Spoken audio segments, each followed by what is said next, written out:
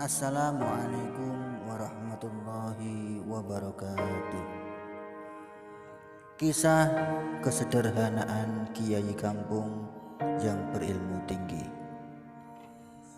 Dahulu kala ada seorang kiai yang dikira tidak bisa berkhutbah Jumat oleh para masyarakatnya, dikarenakan keseharian beliau yang tidak pernah menunjukkan dalil saat mengaji atau saat diskusi keagamaan.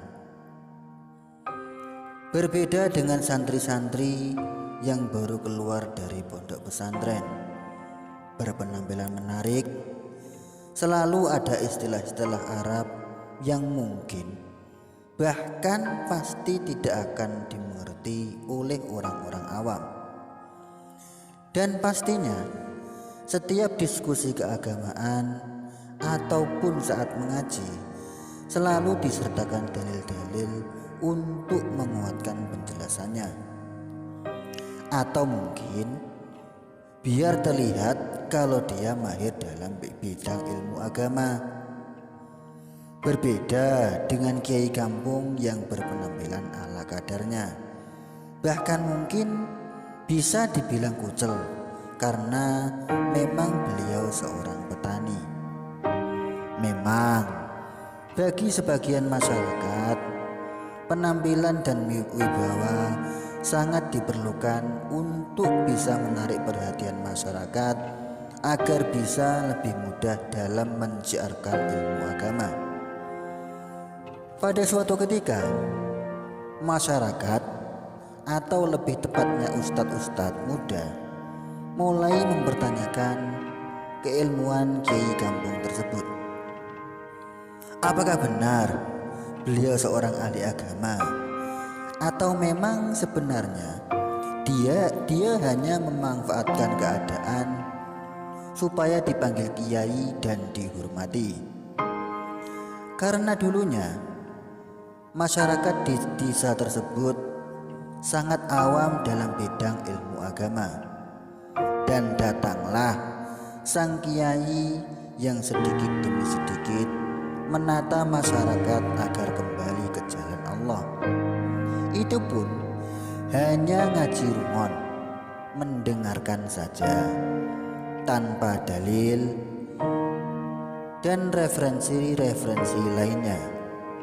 Mulai diajari niatnya wudhu, cara berwudhu, sampai akhirnya pelan-pelan masyarakat di desa tersebut kebanyakan sudah mau mendirikan sholat. Dan sang kiai menunjuk siapa-siapa yang menjadi khotib khutbah Jumat dengan membaca tulisan yang sudah tersedia di dalam buku-buku khutbah.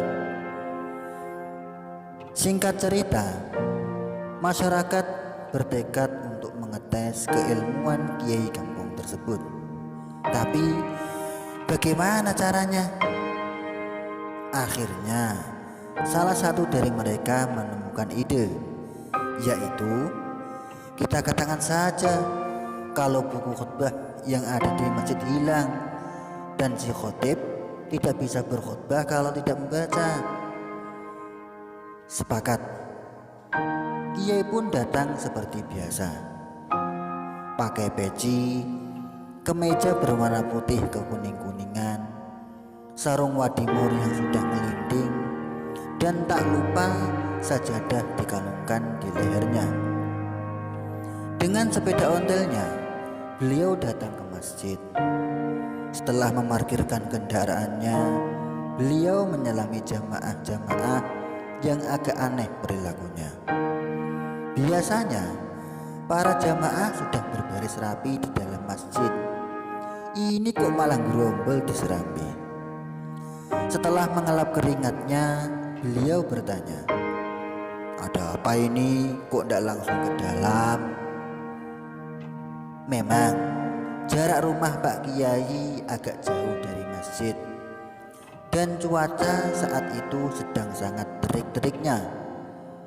Bau lintingan rokok pun semerbak menyelimuti sekeliling Pak Kiai. Mungkin beliau lupa memakai parfum. Ini Pak Kiai, buku khutbah hilang dan kami tidak bisa berkhutbah kalau tidak membaca.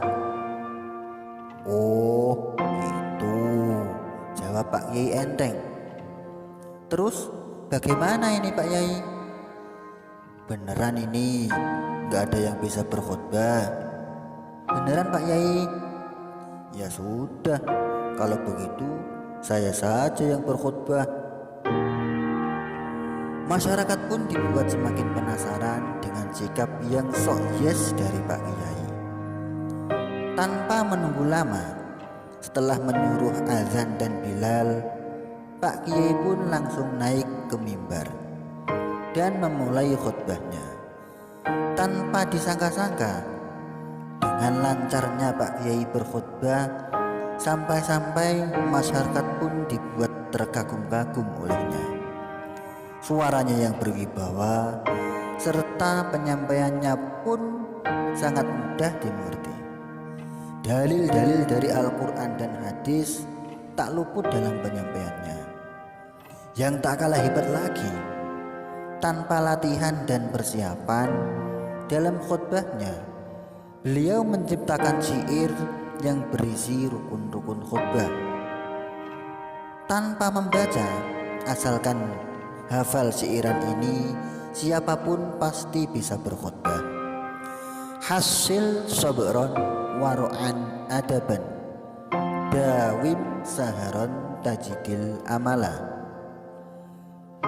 Berbuatlah sabar, wirai, sopan santun, perbanyaklah terjaga malam, maka akan tercapai angan-anganmu. Dan ikutilah setiap awal huruf dari kalimat syair tersebut untuk huruf-huruf rukun-rukun khutbah. Ha dari kata hasil untuk hamdalah, sod dari kata sobron untuk sholawat, wawu dari kata waro'an untuk wasiat, hamzah dari kata adaban untuk ayat, dan dal dari kata dawim untuk doa, dan seterusnya hanya penyempurna syair. Maka setelah kejadian tersebut, ustadz-ustadz dan masyarakat pun mulai semakin menyegani kiai kampung tersebut. Barakallahu li wa lakum. Wassalamualaikum warahmatullahi wabarakatuh.